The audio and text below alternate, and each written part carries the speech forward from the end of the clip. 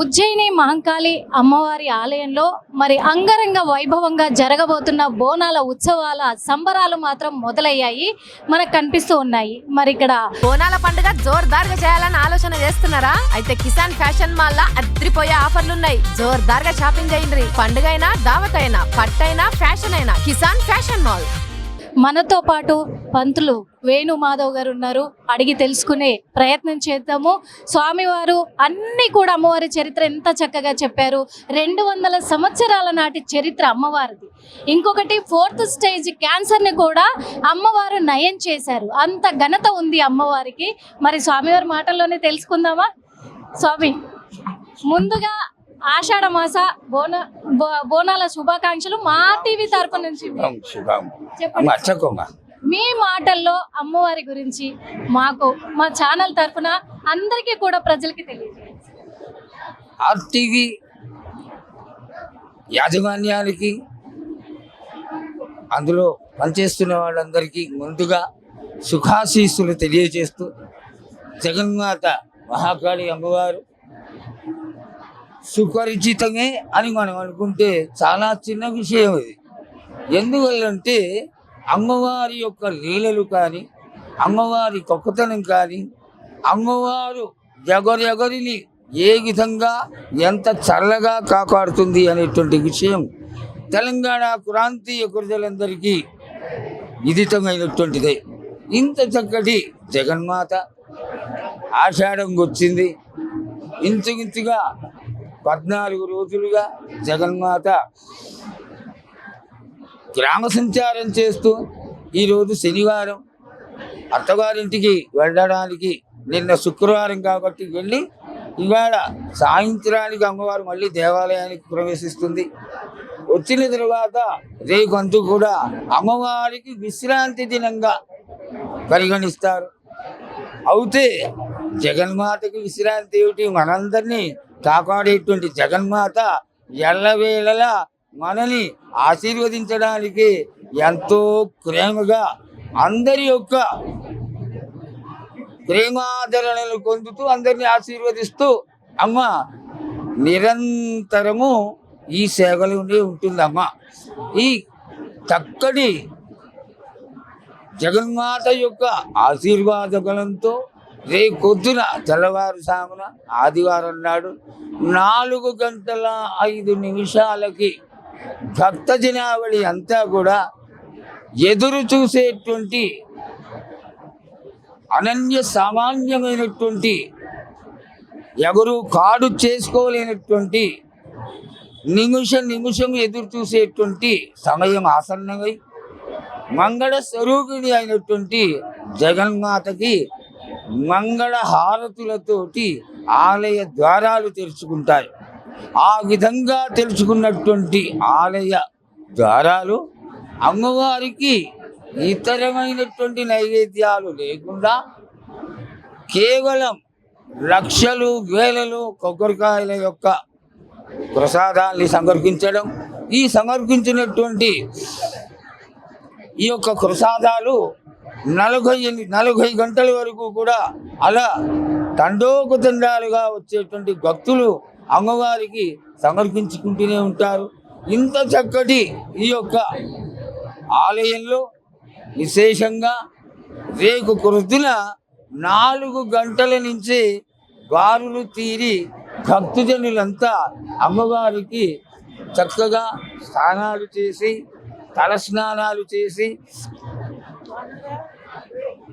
బోనాలు తల మీద పెట్టుకుని, దానిపైన శాఖలు పెట్టుకుని, గంట దీపాలు ధరించి అమ్మవారికి వారి వారి ప్రేమలు తెలియచేసే విధంగా పలహారాలని అమ్మవారికి సమర్పించడం జరుగుతుంది.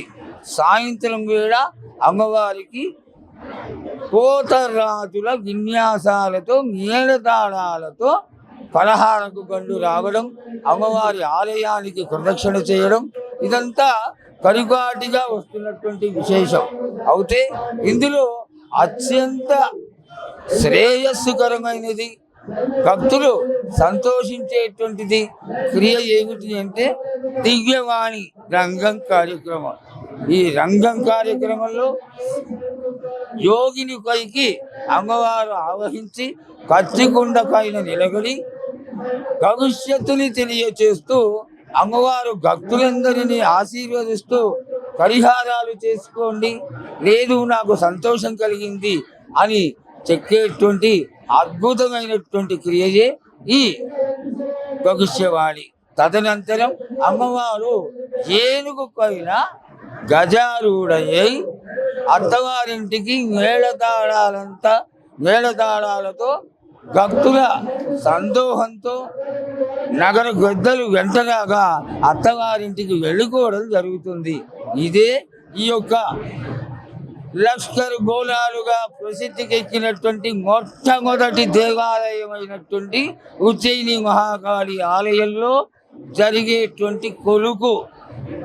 ఈ ప్రార్థన ఇంచుమించుగా 250 సంవత్సరాలుగా ఇక్కడే మొదలై తదనంతరం యావత్ ప్రపంచానికి కాకి ఈనాడు ప్రపంచమంతా కూడా చేసుకునేటువంటి ఒక గొప్ప పూజా విధానం. దీన్ని అందరం ఆస్వాదించి అమ్మవారి ఆశీర్వాదానికి పాత్రలు అవుదాం. ఈసారి భక్తుల రద్దీ ఎలా ఉండబోతుంది?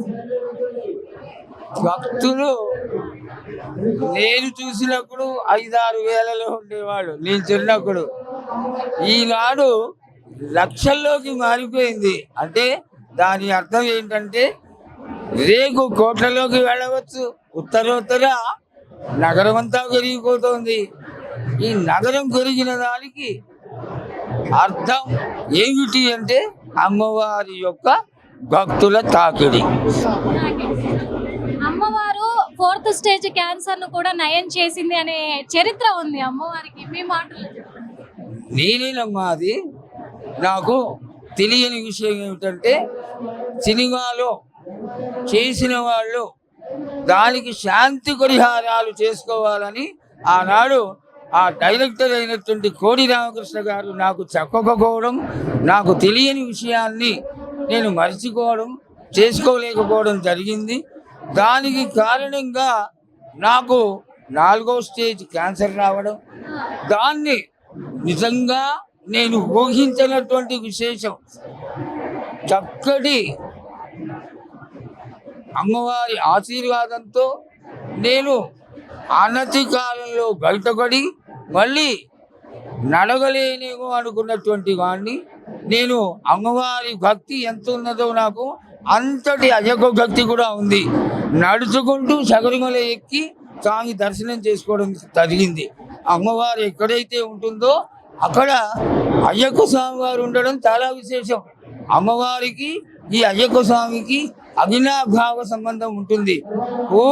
పూర్ణ దీక్షాపరులైనటువంటి ఈ తమిళనాడు భక్తులలో అమ్మవారి భక్తులు ముఖ్యంగా ఉంటారు. అమ్మవారికి అయ్యప్ప స్వామికి విడలేనటువంటి బంధమే నా రూపంలో కూడా దర్శనమిచ్చి ఉండవచ్చు మీ అందరికీ. నేను అమ్మవారి ఆశీర్వాదంతో మళ్ళీ యథాస్థితికి వచ్చి చక్కగా యథావిధిగా నా క్రియలని నేను చేసుకుంటున్నాను. ఈసారి అమ్మవారి ఆశీర్వాదం ఎలా ఉండబోతుంది స్వామి? ఎందుకంటే చాలా మంది కూడా వర్షాలు చాలా తక్కువగా పడుతున్నాయని రైతులు ఇబ్బంది పడుతూ ఉన్నారు, ముఖ్యంగా కూడా ఎలా అని నేను అనుకోనమ్మా. కొట్టుకుపోయే దగ్గర కొట్టుకుపోతూనే ఉంది, పడని దగ్గర పడకుండా ఉంది. ఈ యాంటిసిపేషన్ మనది అని మనం అనుకోవడం చాలా తక్కువ. 250 సంవత్సరాలుగా ఆ జోగిని పైకి అమ్మవారు ఆవహించి ఏ విధంగా అయితే ఈ భవిష్యవాణిని చెప్పడం జరుగుతుందో అదే జరుగుతూ వస్తుంది. కాబట్టి మనకొక్కతనం అనవసరం. ఆవిడ చెప్పిందే విందాం, ఆవిడ ఆశీర్వాదాన్ని పాటిద్దాం, శాంతి పరిహారాలు చేసుకుందాం. సస్యశ్యామలంగా కొండలు గొలాలతో అందరినీ ఆశీర్వదించేటువంటి దేవత, రోగాలని మాకేటువంటి దేవత. ఆవిడ ఆశీర్వాదం ఎల్లప్పుడూ ఎల్లవేళలా అందరికైనా మహాకాళి దేవాలయానికి సంబంధించినటువంటి మహాకాళి యొక్క ఆశీర్వాద గలం లష్కర్ గోళాలుగా ప్రసిద్ధి కాంచినటువంటి ఈ యొక్క పండగలో అందరూ సమర్పించేటువంటి శాఖల వల్ల ప్రతికి నైవేద్యాల వల్ల అమ్మ సంతోషించి అందరినీ కాపాడుతుందని ఆశీర్వదిద్దాం. చూసాం కదా ఈ సంవత్సరం మాత్రం మరి అంగరంగ వైభవంగా కూడా బోనాల జాతర జరగబోతుంది. లస్కర్ బోనాలు ఉజ్జయిని మహంకాళి అమ్మవారి ఆశీర్వాదం ప్రతి ఒక్కరి మీద ఉంటుందని మన ప్రధాన అర్చకులు గారు అలాగే మన గురువు గారు కూడా చెప్పడం జరిగింది. అలాగే అందరి మీద అమ్మవారి ఆశీర్వాదం ఉండాలి, అమ్మవారు అందరినీ చల్లగా చూడాలని కూడా మనస్ఫూర్తిగా మా టీవీ తరఫు నుంచి కోరుకుంటున్నాం.